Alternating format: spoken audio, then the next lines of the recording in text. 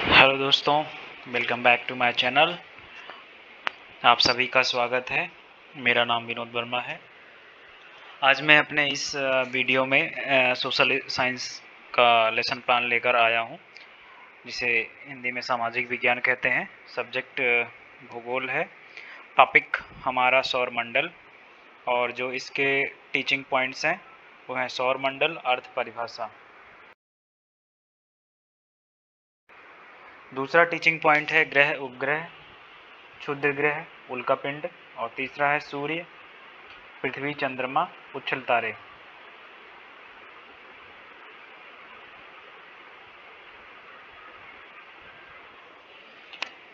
उसके बाद हम जो है जनरल ऑब्जेक्टिव लिखते हैं, जो हिंदी में सामान्य उद्देश्य जिसे बोलते हैं। 3-4 पॉइंट्स हम इसके बारे में लिखेंगे। विद्यार्थियों में सामाजिक विज्ञान विषय के प्रति रुचि उत्पन्न करना होता है। विद्यार्थियों को भौगोलिक तथ्यों से परिचित कराना। विद्यार्थियों की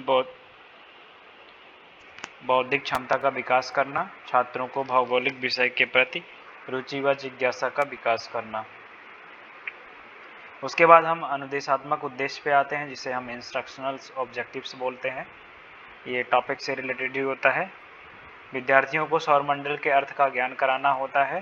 विद्यार्थियों को पृथ्वी अन्य ग्रहों से कैसे भिन्न हो सके उसके बारे में, या कैसे भिन्न है उसके बारे में छात्रों को बताना। विद्यार्थियों को ग्रहों के विषय में ज्ञान कराना। उसके बाद आते हैं हम प्रीवियस नॉलेज, जिसे हम पूर्व ज्ञान कहते हैं हिंदी में।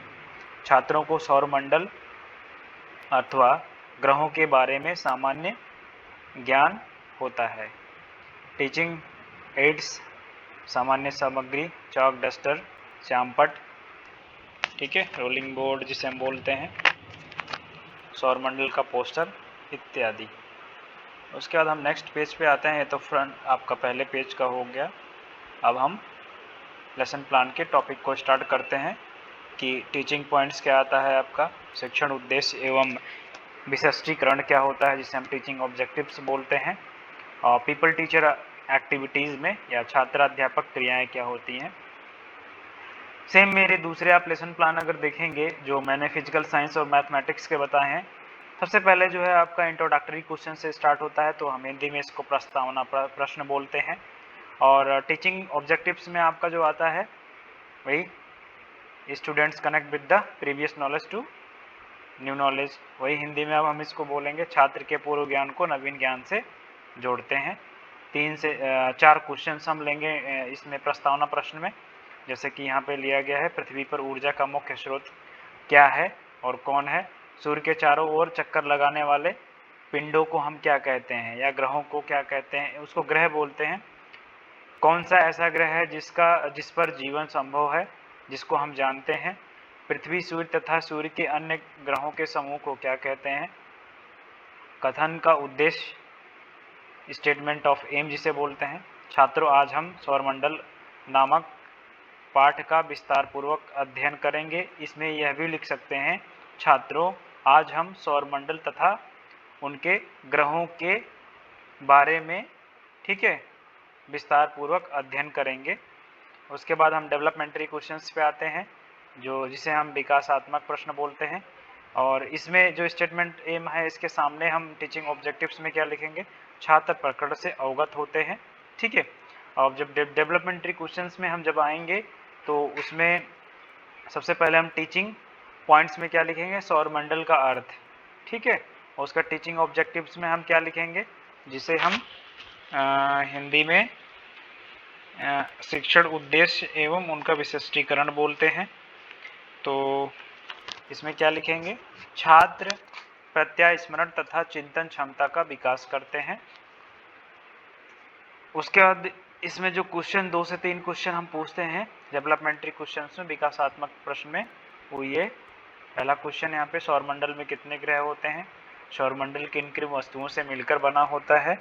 सौरमंडल का केंद्र बिंदु कौन सा होता है और हम उसे क्या बोलते हैं। मतलब 3 से 4 क्वेश्चन आप पूछ सकते हैं। उसके बाद हम इसका स्पष्टीकरण देंगे, ठीक है। स्पष्टीकरण, एक्सप्लेनेशन, सौरमंडल में सूर्य और वह खगोलीय पिंड सम्मिलित हैं जो इस मंडल में दूसरे से गुरुत्वाकर्षण बल द्वारा वर्धित ग्रह हैं। ग्रह बौने ग्रह खगोलीय पिंड हमारे सूरज और उसके ग्रही मंडल को मिलाकर हमारा सौरमंडल बनता है, जिसे हम पूरा गैलेक्सी बोलते हैं। इन पिंडों में 8 ग्रह होते हैं और सूरज और मंडल का केंद्र बिंदु होता है। सौरमंडल के चार छोटे आंतरिक ग्रह बुध, शुक्र, पृथ्वी और मंगल ग्रह, जिन्हें हम स्थलीय ग्रह कहते हैं, जो मुख्यतया पत्थर और धातु से बने होते हैं। ठीक है, अलग अलग आपके चीज़ों से बने होते हैं, मेटल्स और नॉन मेटल्स या डस्ट पार्टिकल्स। ठीक है, और चारों विशाल ग्रह गैस से या फिर धूल मिट्टी कण से बने होते हैं और इनमें अलग अलग ग्रह शामिल होते हैं। अब इनके जो हमने क्वेश्चंस यहाँ पे पूछे हुए हैं, ये इनके आंसर मैं आपको दूसरे पेज पे दिखा रहा हूँ। और नेक्स्ट पेज। तो हमने पूछा था कि हमारे जो ग्रह हैं किस के चारों तरफ चक्कर लगाते हैं, सूर्य के चारों तरफ, और जो पिंड हैं सूर्य के चारों तरफ, हम उनको क्या बोलते हैं? ग्रह बोलते हैं। जिस पर जीवन है वो पृथ्वी है, और दूसरे पे जीवन की जो है खोजबीन करी जा रही है।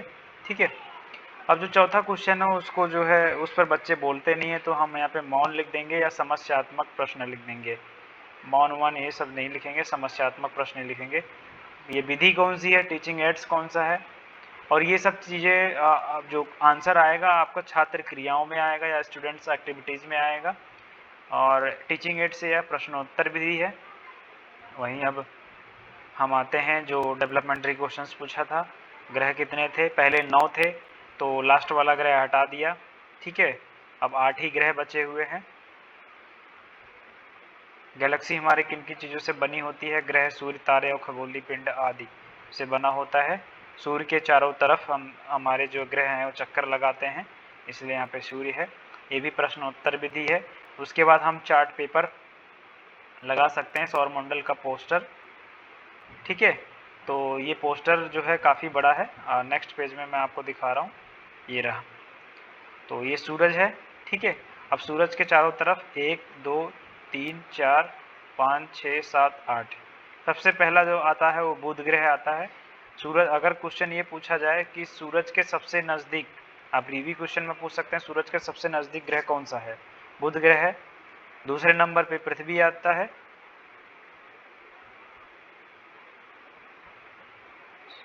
सॉरी पृथ्वी तीसरे नंबर पे आता है, दूसरे पे शुक्र आता है, चौथे पे मंगल, उसके बाद आपका जुपिटर, शनि, अरुण, वरुण, यम जो भी आते हैं। ठीक है, ये सब ग्रह आते हैं। आपको ऐसे ही बनाना पड़ेगा और राइट साइड में पेस्ट करके चिपकाना पड़ेगा। फिर आते हैं हम क्रियाकलाप, एक्टिविटीज़ पे आते हैं। इसमें एक ही एक्टिविटीज़ कर रखा, उसी को हम एक्सप्लेनेशन करेंगे। ठीक है, एक्टिविटीज़ में क्या है, हम सौरमंडल का पूरा चित्र बनाते हैं, जिसमें हम कुछ क्वेश्चन पुटअप करते हैं बच्चों से कि पृथ्वी के उपग्रह का नाम बताइए, ग्रहों के टूटे हुए हिस्सों को हम क्या कहते हैं, क्या ग्रहों में स्वयं का प्रकाश होता है या नहीं होता है। उसके बाद हम इसका स्पष्टीकरण देते हैं। और टीचिंग ऑब्जेक्टिव्स में हम क्या लिखेंगे, इसमें हिंदी में छात्र प्रत्यास्मरण तथा चिंतन क्षमता का विकास करते हैं। और जो टीचिंग पॉइंट्स में हम क्या लिखेंगे, ग्रह, उपग्रह, उल्का पिंड, क्षुद्र ग्रह, ये सब चीज़ें लिखेंगे। उसके बाद हम स्पष्टीकरण के सामने क्या लिखेंगे, छात्रों को ग्रह, उपग्रहों और उल्का पिंडों का ज्ञान कराना होता है। ठीक है, ग्रह के बारे में बताएंगे, उपग्रह के बारे में बताएंगे स्पष्टीकरण में। उसके बाद हम क्षुद्र ग्रह के बारे में बताएंगे। ठीक है, फिर नेक्स्ट शायद उल्का पिंड है इसमें, तो पहले हम इसको पढ़ लेते हैं क्या है स्पष्टीकरण जो दिया है हमने ग्रह के बारे में। कुछ आकाशीय पिंड होते हैं, ठीक है, जिनका कार्य क्या होता है, प्रकाश व ऊष्मा नहीं होता है। वे अपने अक्ष पर घूमते हुए अपने तारे की परिक्रमा करते हैं। तारे मतलब सूरज की परिक्रमा करते हैं। ऐसे कई सारे सूरज हैं और उन सूरज के चारों तरफ कई सारे ग्रह हैं। सिर्फ एक गैलेक्सी नहीं है, कई सारी ऐसी गैलेक्सी है, तो हम ये सोच भी नहीं सकते कितनी गैलेक्सी है। हमारा ये अनंत है, हम इसके बारे में सोच भी नहीं सकते। ठीक है, इन्हें ग्रह कहते हैं। जैसे हमारी पृथ्वी में स्वयं का प्रकाश नहीं है और जो प्रकाश मिलता है हमें सूरज जैसे तारे से मिलता है। ठीक है, और प्रकाश में जो प्रकाशित होते हैं ग्रहों के नाम अलग अलग हैं। बुध, शुक्र, पृथ्वी, मंगल, जुपिटर, बृहस्पति, अरुण, वरुण, ये सब सारे ग्रह हैं। ठीक है। उपग्रह, उपग्रह वो होते हैं, जैसे आपका पृथ्वी का उपग्रह कौन है? मून है। ठीक है। तो उपग्रह इसके बारे में आप लिख सकते हो। अब सूरज को हम अगर तारा मानेंगे तो उसका जो ग्रह होता है पृथ्वी, ये सब होते हैं, शुक्र, पृथ्वी, ये सब। ठीक है। आकाशीय पिंड अपने ग्रह की परिक्रमा करते हुए सूर्य की परिक्रमा पूरी करते हैं, जैसे चंद्रमा पृथ्वी की परिक्रमा करने के कारण उपग्रह कहलाता है, मैंने बताया। अब ऐसे ही बृहस्पति के कुछ उपग्रह हैं, मंगल के कुछ उपग्रह हैं, अरुण के कुछ उपग्रह हैं, शुक्र के कुछ उपग्रह हैं, तो ऐसी अलग अलग हैं। बृहस्पति के शायद 3 या 4 या 5 हैं उपग्रह जो उसकी परिक्रमा करते हैं। पृथ्वी का सिर्फ एक ही है जिसे हम चंद्रमा कहते हैं। तो ऐसे इसी को हम उपग्रह बोलते हैं। अब आते हैं हम क्षुद्र ग्रह पर। ग्रहों एवं उपग्रहों के अतिरिक्त अनेक छोटे मोटे जो पिंड हमारे सूरज के चारों तरफ टुकड़ों में घूमते हैं, चक्कर लगाते हैं, ठीक है, उनको हम क्षुद्र ग्रह बोलते हैं। इन्हीं आकाशीय पिंडों को हम, ठीक है, वो अब नेक्स्ट पेज पे आएगा। फिलहाल हम जो है इस पेज में जो क्वेश्चन पुटअप किए गए हैं इसका आंसर आपका नेक्स्ट पेज पे दिखाता हूँ मैं। चंद्रमा, ठीक है, क्षुद्र ग्रह नहीं। पहले का आंसर क्या है? पृथ्वी के उपग्रह का नाम क्या है? चंद्रमा। ग्रहों के टूटे हुए हिस्से को हम क्या बोलते हैं? क्षुद्र ग्रह बोलते हैं। क्या ग्रहों में स्वयं का प्रकाश होता है? नहीं होता है, सिर्फ तारे में होता है। ठीक है। प्रश्नोत्तर विधि हो गया। उसके बाद जब हम एक्सप्लेनेशन करने लगे तो चार्ट पेपर चिपकाएंगे भाई। किसके बारे में एक्सप्लेनेशन कर रहे हैं हम? सौरमंडल के बारे में। तो बोर्ड पे क्या लिखेंगे हम? कक्षा, ठीक है, दिनांक, कक्षा, पाठ और समय, ये सब चीज़ें लिखेंगे। हमारा जो विषय है वो लिखेंगे। ठीक है। उसके बाद टॉपिक जो चल रहा है हमारा विषय, सब्जेक्ट सौरमंडल है। सौरमंडल किन, इसकी डेफिनेशन लिखेंगे, यहाँ पे प्रॉपर डेफिनेशन लिखेंगे हम। उसके बाद नाम बताएंगे कि सौरमंडल किन चीज़ों से बना होता है। फिर उस सौरमंडल में तारा कौन सा है, तारा का ग्रह कौन सा है और उस ग्रह के उपग्रह कौन से हैं, उनका पिंड कौन से हैं। थोड़ा सही से एक्सप्लेन करेंगे, इस तरीके से एक्सप्लेन नहीं करेंगे। ठीक है। अब ये तो हो गया। उसके बाद हम जब एक्सप्लेनेशन करते हैं तो एक्सप्लेनेशन के सामने जो स्टूडेंट एक्टिविटीज आता है, ये छात्र क्रिया आती है, तो उसके सामने हम क्या लिखेंगे? सिर्फ ये लिखेंगे, छात्र ध्यान पूर्वक सुनते हुए, ठीक है, अपनी कॉपी में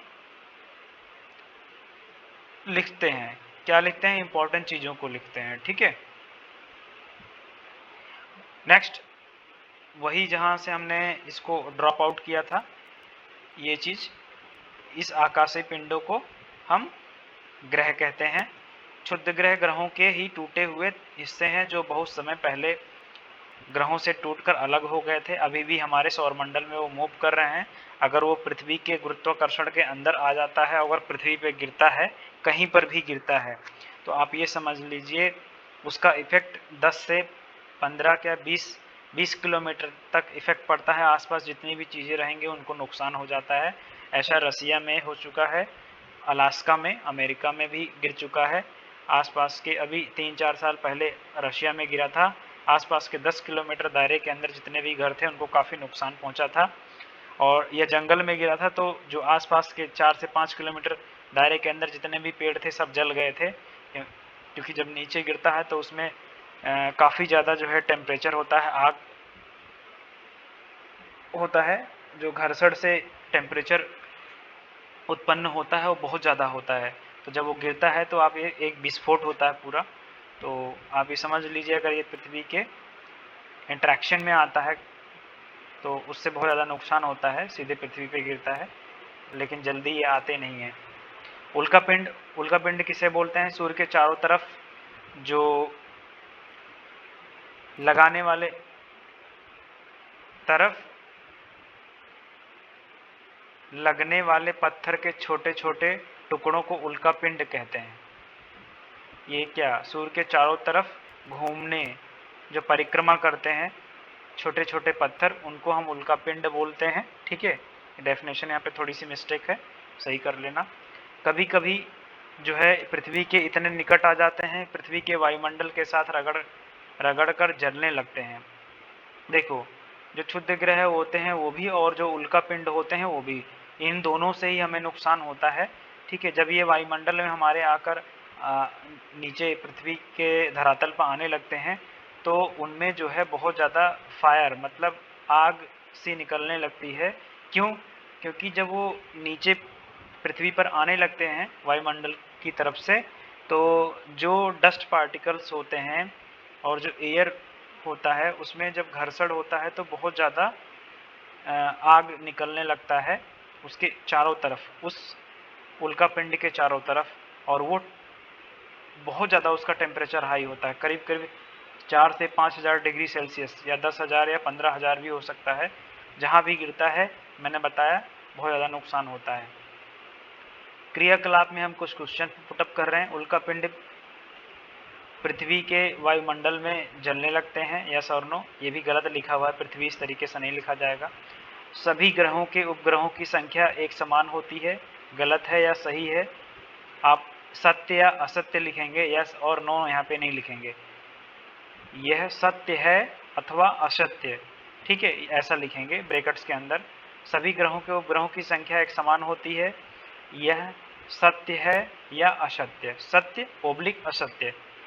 पहले ग्रह का नाम बताओ जो सूर्य की परिक्रमा करता है, इसको प्रॉपर तरीके से आप ऐसे लिखना। उसके बाद हम विकासात्मक क्वेश्चंस पे आते हैं, डेवलपमेंटरी क्वेश्चंस जो होते हैं उस पे आते हैं। टीचिंग ऑफ जो पॉइंट है उसमें क्या लिखेंगे? पृथ्वी, पुच्छल, तारा, ये सब चीज़ें लिख देंगे हम, ठीक है। और टीचिंग ऑब्जेक्टिव्स में क्या लिखेंगे हम? छात्रों को सूर्य, पृथ्वी, चंद्रमा, पुच्छल, तारों का ज्ञान कराना। कुछ क्वेश्चन हमने पुटअप किया यहाँ पे। पृथ्वी कौन सी ऐसी संख्या का ग्रह है?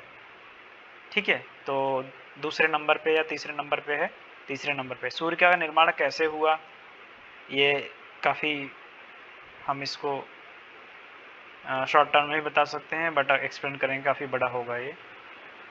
तीसरा, चंद्रमा किसका ग्रह है और यह किसका चक्कर लगाता है? कुछ इसी तरीके का ये क्वेश्चन आप पुटअप कर सकते हो। यहाँ पे हम एक्सप्लेनेशन बताएंगे और एक्सप्लेन करेंगे सूर्य, पृथ्वी, चंद्रमा के बारे में, ठीक है। सूर्य के बारे में हम एक्सप्लेन करेंगे, या तारा है, ठीक है। सभी ग्रहों का जिस केंद्र है सौरमंडल में, जिसके चारों तरफ ग्रह और उपग्रह चक्कर लगाते हैं, ठीक। इसमें हाइड्रोजन, हीलियम जैसी गैसें हैं, जलती रहती हैं। पृथ्वी के बारे में बताएंगे हम। हमने कुछ क्वेश्चन पुटअप किए थे इस वाले पेज पे ही, तो डेवलपमेंटरी जो क्वेश्चन पूछे थे उसका आंसर यहाँ पे देखो, ये यस, नो, बुध। तीसरे नंबर पे आता है हमारा पृथ्वी, ठीक है। हाइड्रोजन और हीलियम गैस होती है सूर्य के अंदर। पृथ्वी जहाँ पे जीवन है, ये प्रश्नोत्तर विधि है। और जब हम एक्सप्लेन करेंगे सूर्य पृथ्वी के बारे में तो व्याख्यान विधि होती है, जिसे हम लेक्चर कम डिमॉन्स्ट्रेशन मेथड बोलते हैं। कौन सा मेथड बोलते हैं? लेक्चर कम डिमॉन्स्ट्रेशन मेथड बोलते हैं, ठीक है।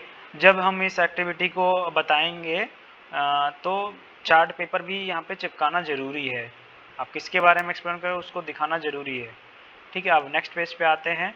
जैसे हमने यहाँ पे जो लास्ट में ड्रॉप आउट किया था ये चीज़ पृथ्वी के बारे में, कि पृथ्वी पर जल की मात्रा अधिक है, 72% जल है, बाकी जो है धरातल है, जहाँ ज़मीन है जिस पे हम रह सकते हैं। तो ये पृथ्वी के बारे में हो गया। उसके बाद चंद्रमा के बारे में। चंद्रमा अकेला ऐसा उपग्रह है जो पृथ्वी की परिक्रमा लगाता है, ठीक है। पुच्छल तारों के बारे में बताएंगे। चट्टानों, बर्फ, धूल और आपका गैस से बना होता है, आकाशीय पिंड होते हैं ये, ठीक है। उसके बाद हम रिव्यू क्वेश्चंस पुटअप करेंगे, समीक्षात्मक मूल्यांकन करेंगे। हम थोड़े से क्वेश्चन इसमें और पुटअप कर सकते हैं, सिर्फ 2-3 ही नहीं, एटलीस्ट 5 क्वेश्चन होने चाहिए। यहाँ पे 3 क्वेश्चन ही है। कौन सा ग्रह है जिस पर जीवन संभव है? सौरमंडल का सबसे दूर का ग्रह कौन सा है? कौन से ग्रह पर मतलब कौन सा ग्रह सबसे नज़दीक है और कौन सा दूर है? पृथ्वी को नीला ग्रह कहते हैं क्योंकि इस पर डैश अधिक है, जल है। ठीक है, और हम जो है समीक्षात्मक प्रश्न के सामने ये चीज़ लिखेंगे, देखिए ये चीज़ हम यहाँ पर भी लिखेंगे। ठीक है, छात्र अर्जित ज्ञान का स्थायीकरण तथा स्वाध्याय की प्रति का विकास करते हैं। ये चीज़ हम इस पूरे चीज़ को हम यहाँ पर भी लिखेंगे। और समीक्षात्मक प्रश्न और गृह कार्य के बीच में एटलीस्ट 2 से 3 लाइन का गैप दीजिए यहाँ पे। ठीक है, यहाँ पे एटलीस्ट 3 लाइन का गैप दीजिए, उसके बाद गृह कार्य को लिखना स्टार्ट करिए।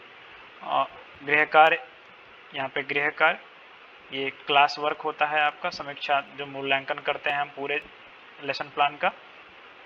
गृह कार्य में हम 2-3 क्वेश्चन पुटअप करेंगे। पृथ्वी को एक अनोखा ग्रह क्यों कहा जाता है? सौरमंडल कैसे बना है? इसी चीज़ को हम पेस्ट करके आपके राइट साइड में पेस्ट करेंगे। व्याख्यान विधि था जब हम पृथ्वी, चट्टान और इन सब के बारे में बताया हमने। ठीक है, उसके बाद हमने जब मूल्यांकन किया तो प्रश्नोत्तर विधि थी। ठीक है, उसके बाद गृह कार्य दिया तो उसमें क्या लिखा हमने स्टूडेंट एक्टिविटी में, छात्र क्रिया में क्या लिखा हमने, छात्र गृह कार्य उत्तर पुस्तिका में लिखता है। ठीक है, उसके बाद हम इस चार्ट पेपर चिपकाएंगे, उसमें दिनांक, कक्षा, ठीक है, पीरियड मतलब समय, उसके बाद सब्जेक्ट जिसे हम विषय बोलते हैं, फिर हम गृह कार्य लिखते हैं। गृह कार्य में जो क्वेश्चन पुटअप किया है यहाँ पे लिखेंगे, फिर पेस्ट करेंगे। तो दोस्तों यही था लेसन प्लान इसमें जो हिंदी का था सौरमंडल के बारे में। आई होप आप सभी लोगों को समझ में आया होगा। ऐसे ही इसी फॉर्मेट में आप दूसरे टॉपिक्स को लेके आप सोशल स्टडीज़ को बना सकते हैं लेसन प्लान।